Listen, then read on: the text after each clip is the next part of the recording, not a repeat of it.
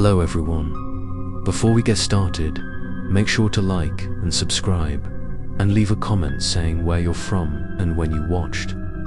That way, YouTube will continue to show you stories like this.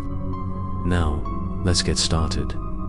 Asterisk, my name is John. That year, I had just moved to a small apartment in the city after leaving my hometown. My new life started out quite quietly, with only monotonous office work and long evenings in a cold room. Everything was normal until one night in October, when the clock just struck 12, my old phone suddenly rang. A strange number appeared on the screen.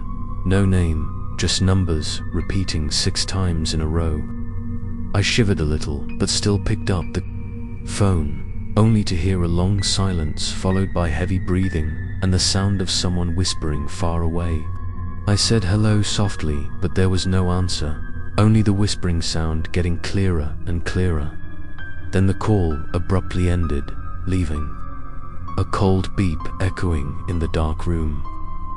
I told myself that maybe someone had dialed the wrong number, but inside I had an indescribable feeling of unease. The following days, the phenomenon repeated itself. Every night at midnight, the phone vibrated with the same strange series of numbers. This time, I decided not to pick up, but the ringing continued. The persistent ringing sound seemed to tear apart the quiet night. I was so haunted that I couldn't sleep, just lying in bed staring at the phone as if it would emit something more terrible. Then I thought of the creepy stories I had heard online about cursed phone numbers, that whoever received a call from them would meet with unimaginable disaster. I forced a smile, trying to reassure myself that it was just a coincidence, that no curse really existed. But deep inside, the fear was still slowly eating away at me. A week later, I decided to share this story with my best friend, Daniel.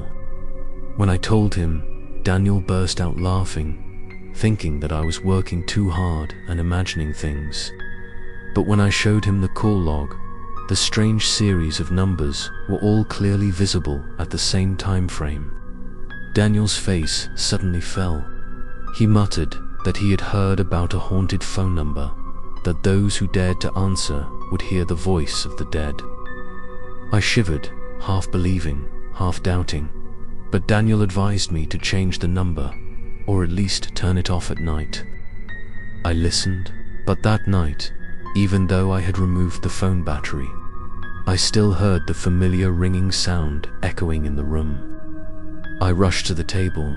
The phone was off, but the screen was still dimly lit, displaying that scary series of numbers. Things got weirder and weirder.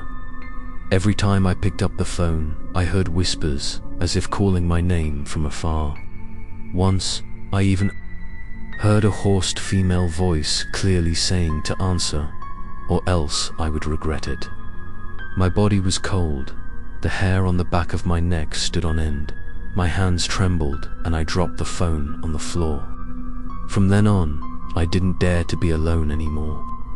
Always left the lights on all night, but still couldn't escape the haunting. That strange sound seemed to follow me.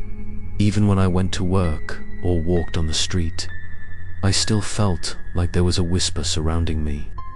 I started to lose sleep. My spirit collapsed, and my mind kept ringing with questions about why I became a victim of this ghostly phone number. One evening, I tried searching for information online. There were many posts about mysterious phone numbers, considered cursed numbers. Some people said that after picking up the phone, they heard crying or a knock on the door in the middle of the night. Some people claimed to have seen a strange figure passing by the mirror when the phone rang. I read with my heart pounding, feeling like each line was referring to me.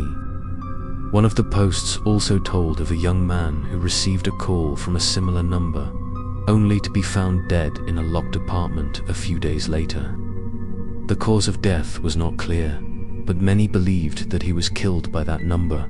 I began to believe that I had been caught in a curse. In the following nights, every time the phone rang, I trembled and did not dare to touch it. However, that silence was even more terrifying, because I knew that if I ignored it, disaster could strike at any moment. Once I dreamed of a dark room in which a phone was placed on the table, ringing continuously.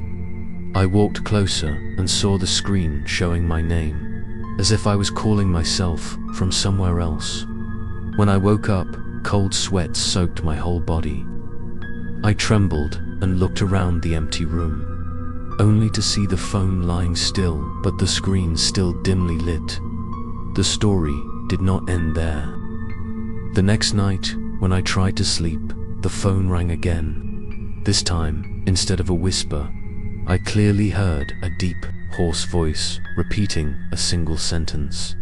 "Answer, John, or you will never escape." I screamed and threw the phone against the wall, but it continued to ring despite the broken case. I felt myself losing control, the line between reality and fantasy becoming more and more blurred.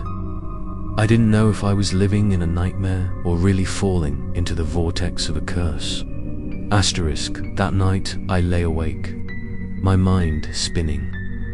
I thought about running away from the apartment, leaving the city, but a terrifying thought suddenly flashed through my mind. What if this curse was not attached to the room, but to me? The more I ran, the more it would chase me until it took my soul. That obsession made me suffocate. I didn't know what to do anymore. I just sat in the dark room, staring at the cracked phone that still emitted a ghostly blue light. And then, when the clock pointed to exactly 3 a.m., the screen suddenly showed a line that made my heart stop. It's time to meet into part 1. Please follow the next episode to find out what will happen when John faces that ghostly date.